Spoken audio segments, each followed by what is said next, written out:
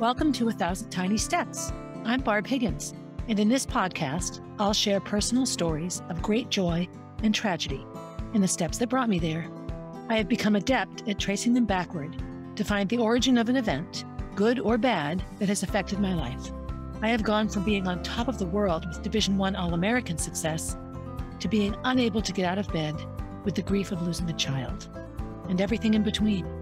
I am painfully honest, which can make people uncomfortable, but discomfort brings growth, and oftentimes, tragedy brings joy.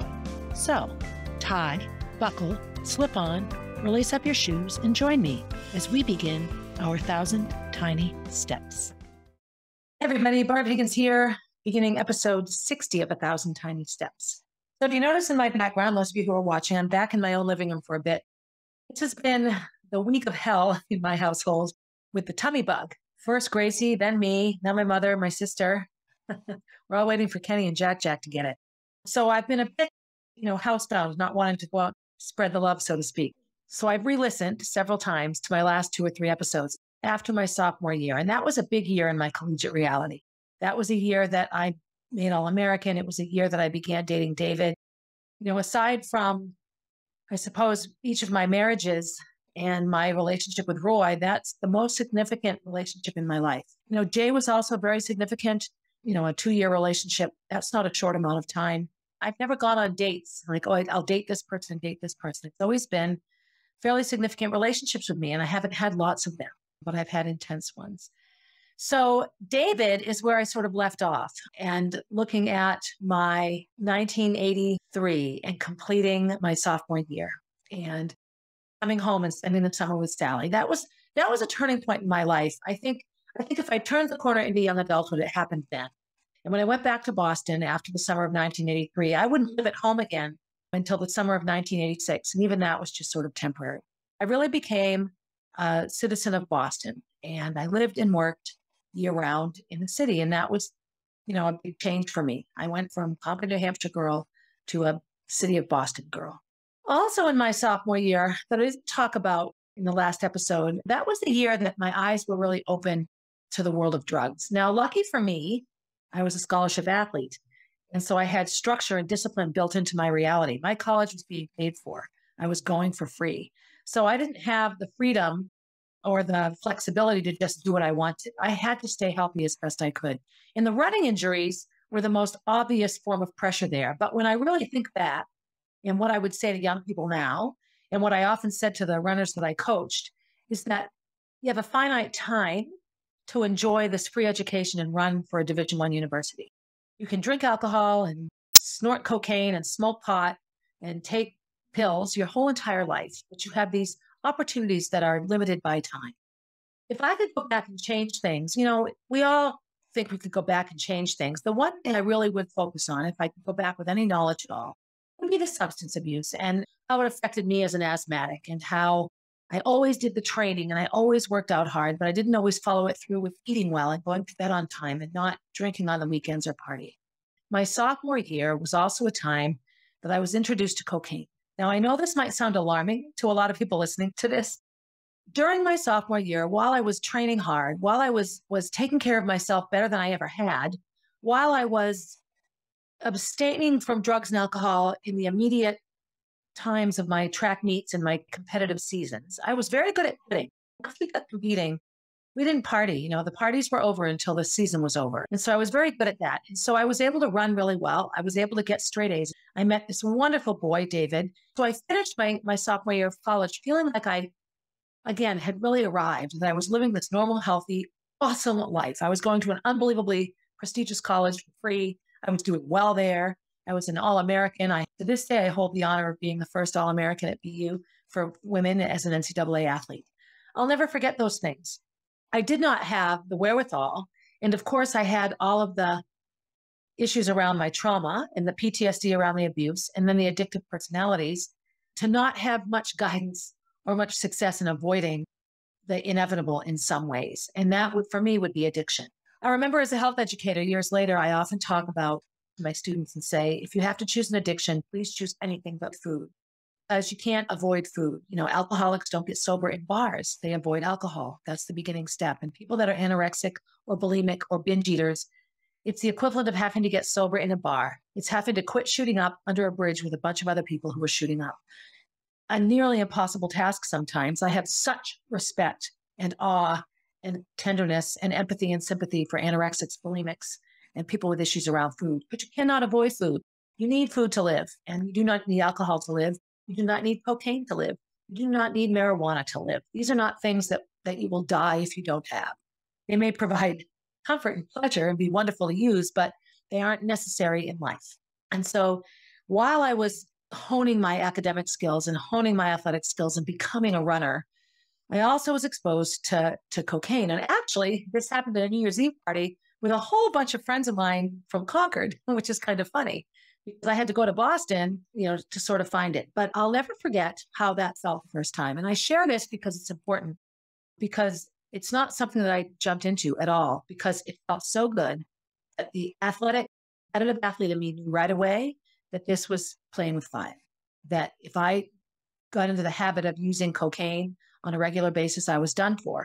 Now, lucky for me, I didn't have any connections in Boston. No one on my track team that I know of, if I'm wrong, correct me, no one on my track team did coke. There was some pot smoking, but even not a lot of that because we're runners and we need our lungs to be healthy. The primary form of drug abuse for us was alcohol, and we drank plenty. The parties were legendary. I don't remember chunks of them. I remember they were fun. I remember so many hangovers. I remember all of it. It marked my college life. How much partying did you do? And I was always more comfortable around people who partied. And that was because it made me feel okay about the partying. So I add that in because drug and alcohol abuse has taken a pretty big role in my life on and off throughout the years. And I would be remiss if I didn't add into my wonderful sophomore year that at the same time, I was exposed to coke. I would say between then and when I came home to Concord in 1986, I probably only did it 7 or 8 times. It just wasn't something I had access to. And I'm lucky because I knew if something's going to take me down, it's coke. This was something later as a health educator that I was also very honest about. And it's funny, for all the things I got let go of in my job, it was never my honesty around talking to athletes about drugs. I was very honest about it and tried very much to use my experiences to help the young people in front of me make more informed choices. So 1983, August, Sally goes back to Illinois and I go back to Boston. I begin my junior year and she begins her senior year. I started all 4 years of cross country. This is not lost on me either when it comes to running injuries, responsive coaching, and how I took care of myself. I came into every September at BU, every cross country training camp. We went to the Cape 3 of my 4 years. In my 5th year, we went to Maine. Coming into my junior year at BU, things would take a turn, positively and negatively, which again is the story of my life. So we had a new distance coach. His name was Bruce Lehane, and he was immediately so well received by all of us because he knew what he was talking about.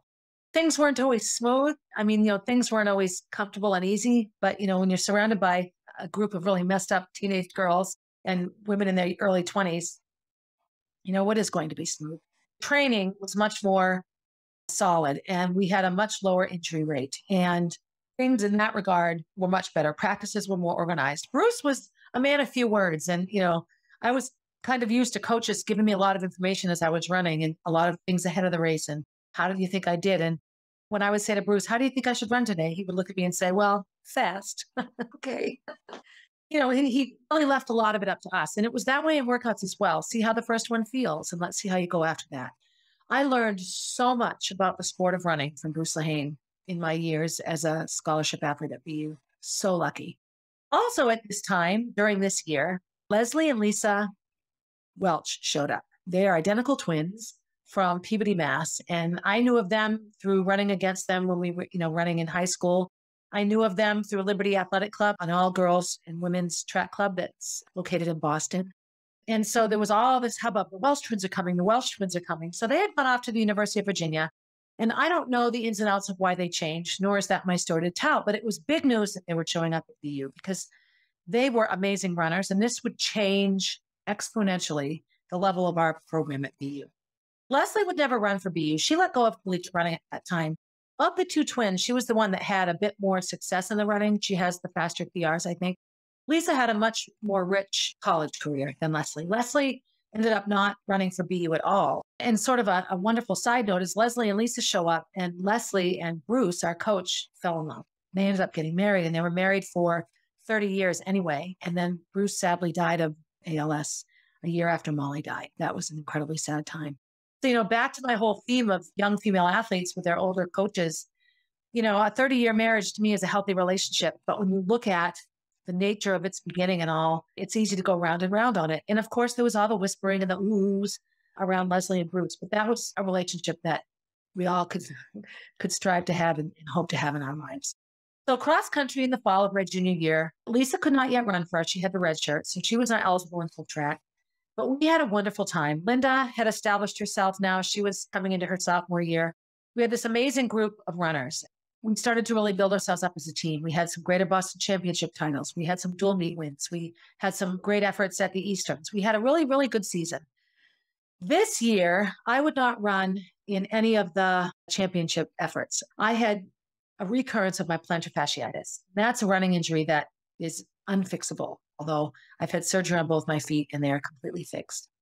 So as the season went along, my foot got more sore, and I would go to the training room and we did all normal things, the ultrasound and the electric stim and the icing and the stretching and the massaging, and nothing was working. And I taped it all up. We had a workout to do. We had the championship season coming up and I didn't want to lose fitness. And so I taped it up. There was a special tape job you could do to your foot to support the arch. And I went running and I stepped off a curb and I remember it didn't hurt, but my foot suddenly felt hot and full of fluid. And I thought that was odd.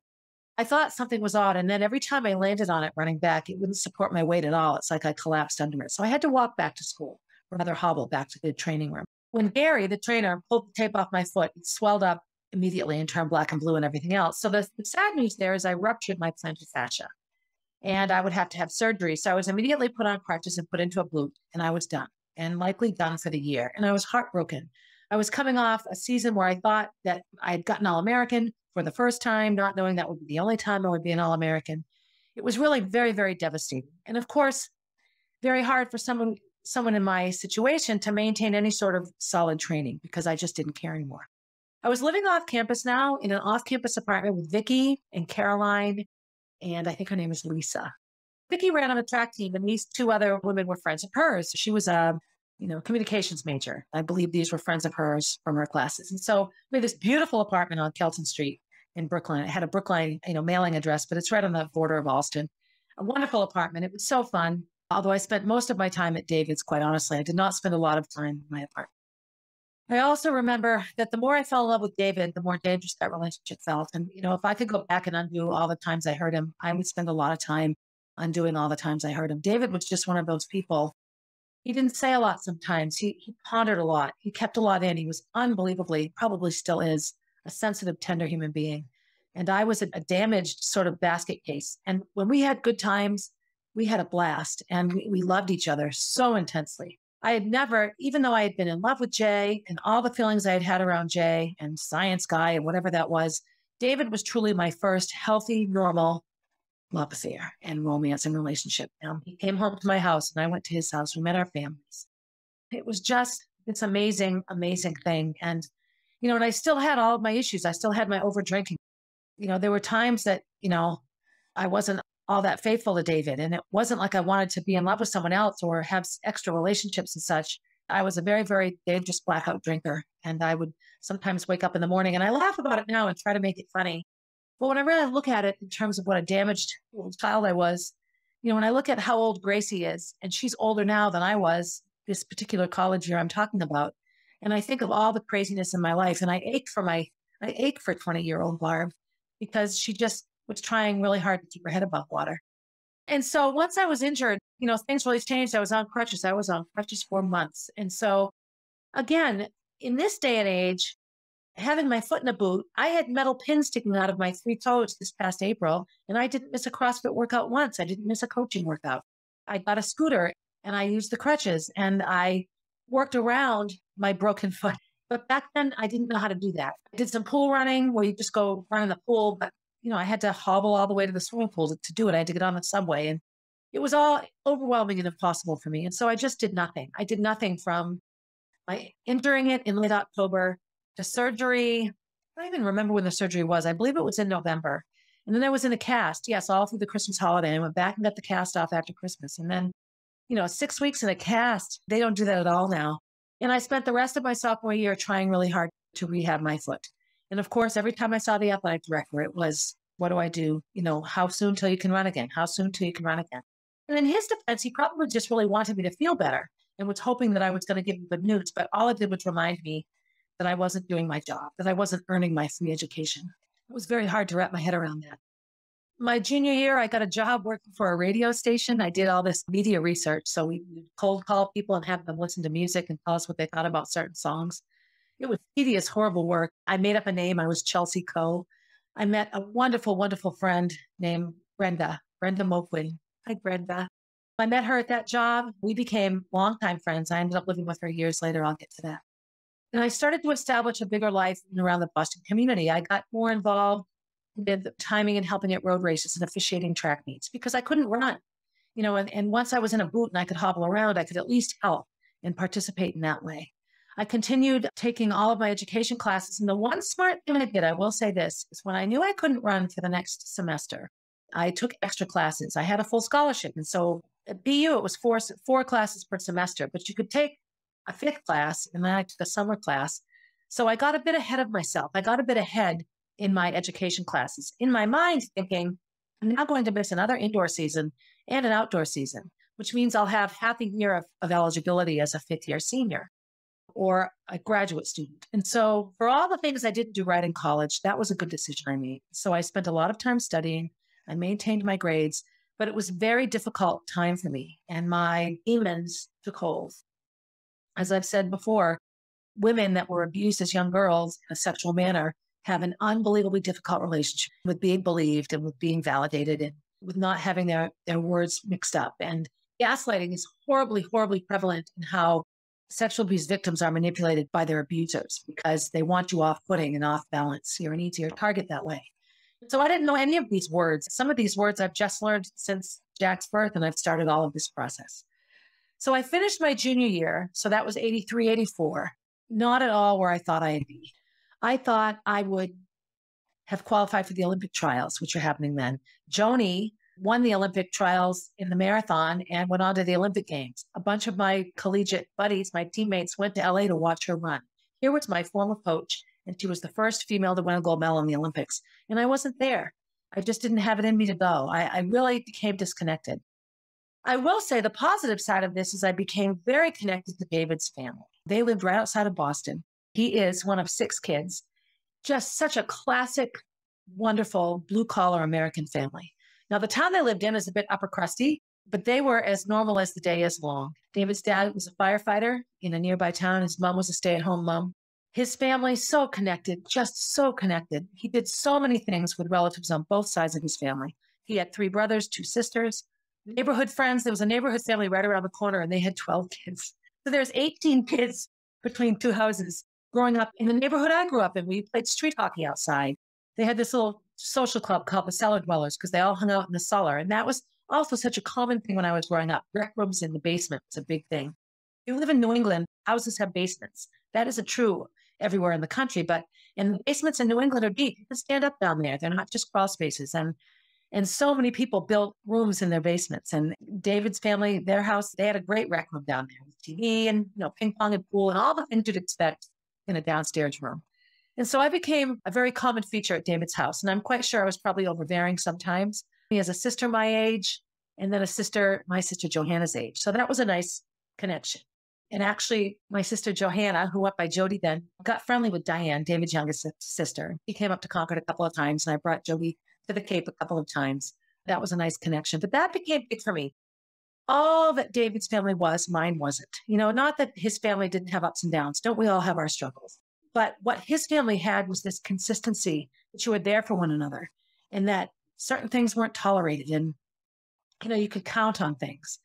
Count on any holiday that was on the calendar was celebrated in some manner by his family. And I remember wonderful Saturday night games of Trivial Pursuit. And, every summer, the 2-week vacation at the Cape, and the whole family went down. So this cottage had his aunts and uncles in it. And this cottage had his mom and dad in it. And this cottage had us in it. It was a level of family that was new to me. And not that I didn't have a solid family. I never want to insinuate that. But David's family still, when I go on social media now, 30 years later, 40 years later, and look at the Facebook pages and the Instagram accounts of his siblings, they are as connected as ever. And I'm still connected to them through the social media.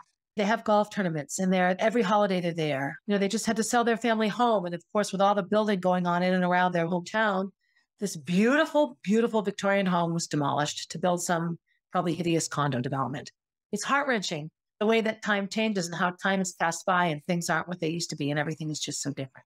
But they stay true. This family stays true. And I love so much, love the connections that I maintain.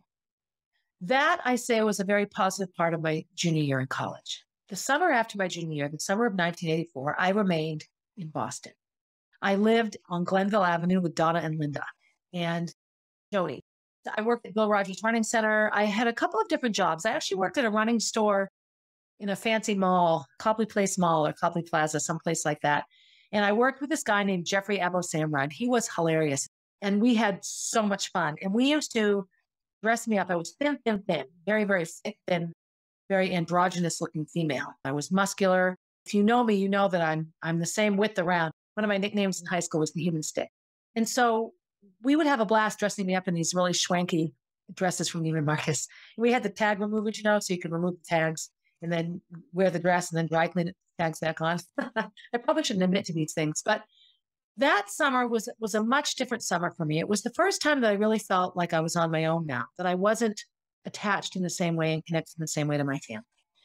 And I didn't mind. I had David's family. I was at his house all summer. And a lot of our escapades, his poor mother, I just think back, his dad was a firefighter, an active firefighter still. He was gone a lot. And David's poor mother had to put up with all these drunk hooligans. A number of his siblings still lived at home. I think all of them did, actually. All the time, partying going on, lots and lots of drinking beer and sitting around fires and wonderful times. So after the summer of 1984, entering my senior year of college, I got an apartment with Alyssa. And Alyssa was a physical therapy major, and she was also on the track team. We got an apartment in Alston at 1258 Calm Ave. And we were roommates. And so it was teeny. You walked in and you were in this teeny little room. And my bedroom was what should have been the living room, and Alyssa had the bedroom. And we lived there for a year, my senior year. That year, I spent a lot of my time with David. David had graduated by then, so he was back living at home. And I was doing a lot of student teaching. My senior year was another one. I had a car. I had this 1969 Delta 88 Oldsmobile. So I began my senior year with a car. It was interesting to park. I was student teaching in Newton, Mass. So I was busy all day, every day doing that and running cross country. And again, I entered that season fit. I was fit and ready to go. And I would not complete that season either. I sprained my ankle at the very end of it and missed out on, I ran the end of that season, but I did terribly. I was running on a very, very damaged ankle at that time. So my senior year was really more about salvaging an indoor and an outdoor track season, as I didn't have that before. And I did okay. I look at my senior year now as really being much more focused on the academics. I'm a full scholarship athlete. Not only do I have to run fast, but I have to get good grades. I have to be a good student representative to Boston University. And I was. And by then, our team was so well established. We had lots of new people, but the core group of us that had come in as freshmen really were still solid, really did stay together. And so I stayed in my relationship with David. He was close enough and still enough connected to BU that it wasn't uncomfortable or awkward to be with him. We had our ups and downs. I will say my senior year was probably the year that we struggled the most until the year that we ended up breaking up. I have to say it was primarily me. I was a very needy, horribly needy girlfriend. I kept him. I remember the whole men's team was traveling somewhere and I refused to let him go. We had some horrible traumatic event between us. I can't even remember now.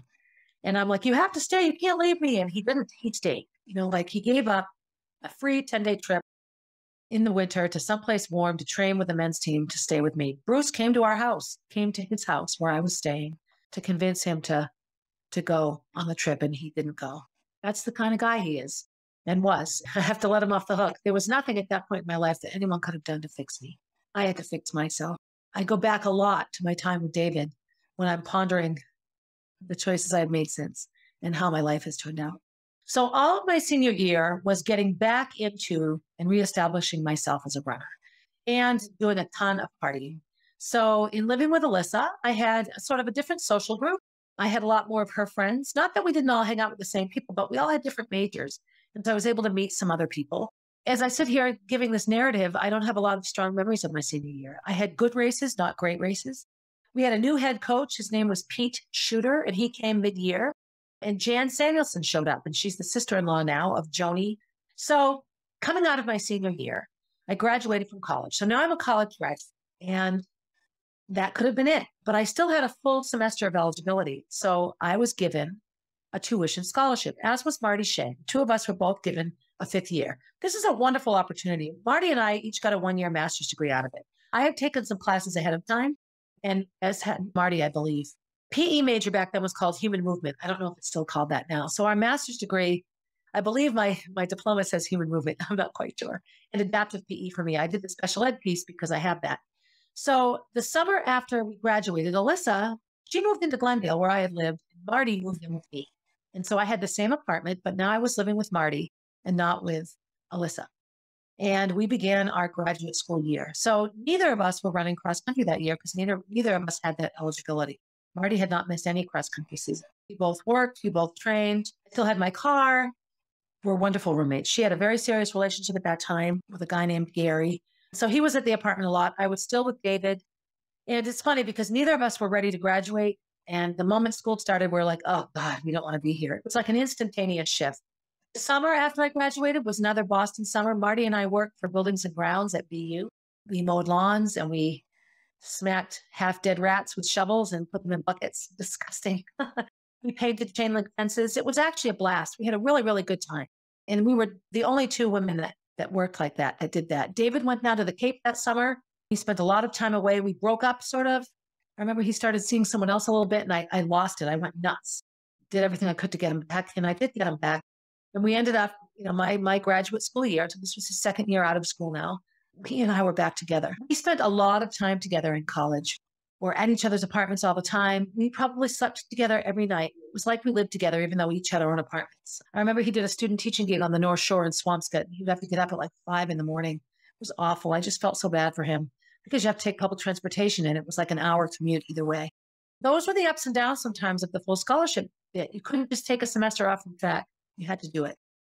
My senior year, indoor track, I was incredibly sick and I was so frustrated. We went to the Mill Road Games. It was winter of 1986. And I was so sick, I ended up in St. Elizabeth's Hospital.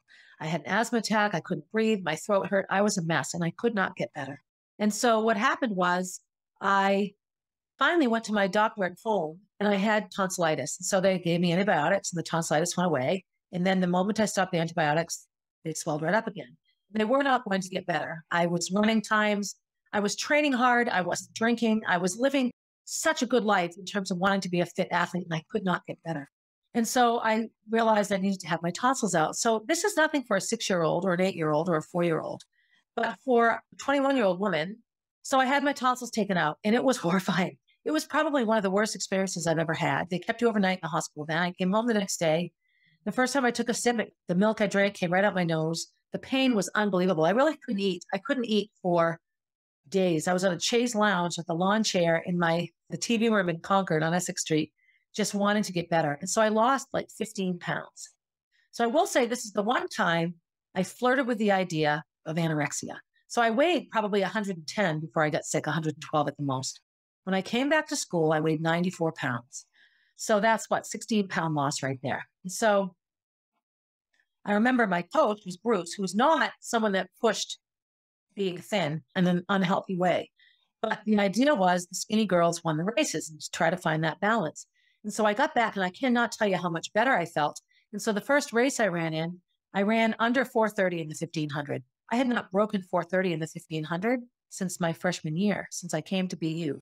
So this was huge. All of a sudden I could run fast again. And it was because I wasn't carrying this infection. So the remainder of my outdoor season, I ran a 3:26 1,200 meter leg of the distance medley relay at the Penn Relays that year. 3:26.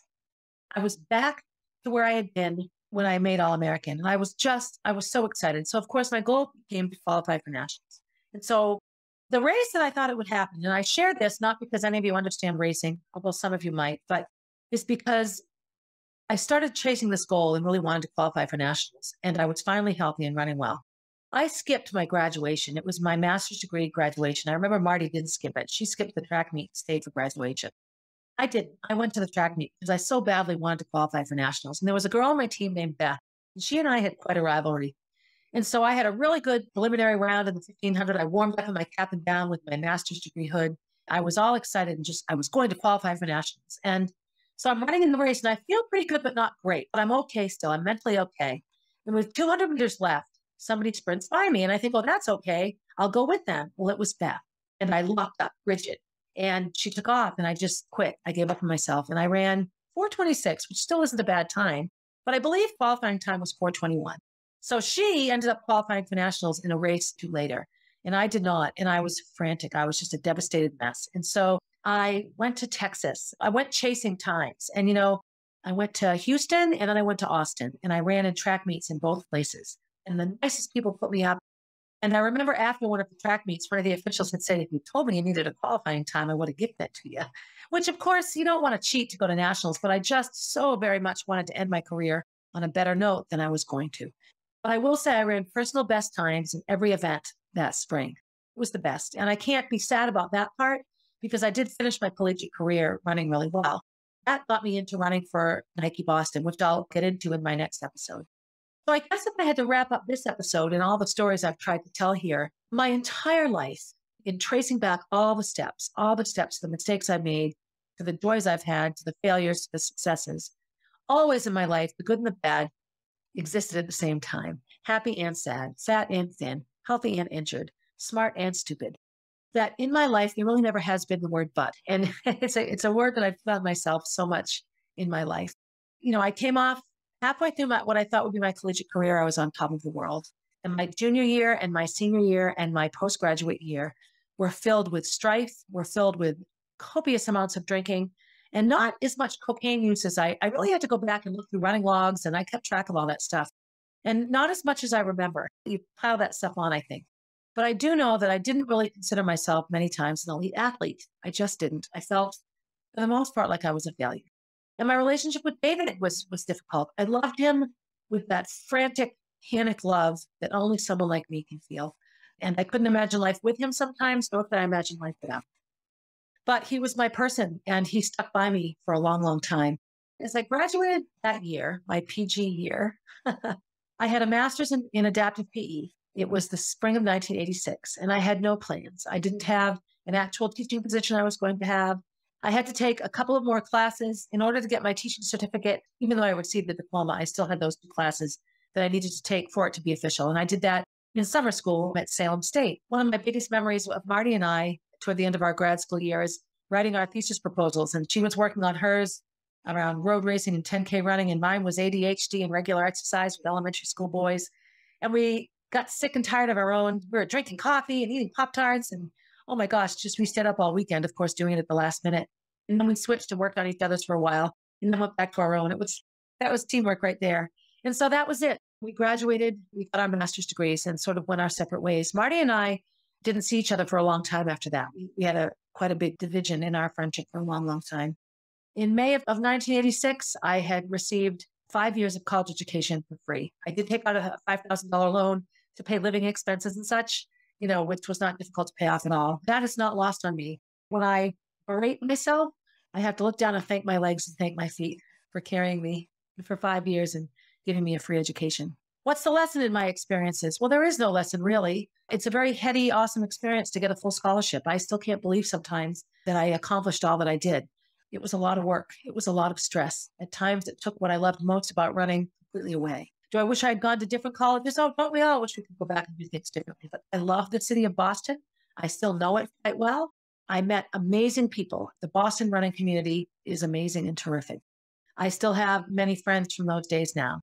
Maybe a year ago, me and all of my teammates from my freshman year, plus Leslie and Lisa and Linda, we all had a Zoom call, and Vicky, and we all got together on Zoom with Joni and just had like a little reunion. It was amazing. Social media has really perpetuated that and allowed these kinds of relationships to continue. And I'm so glad because I've reintroduced myself to people I forgot even existed. Like you forget you met somebody sometimes. And so, when I look back on the ups and downs of being a college student, I have a lot to be thankful for.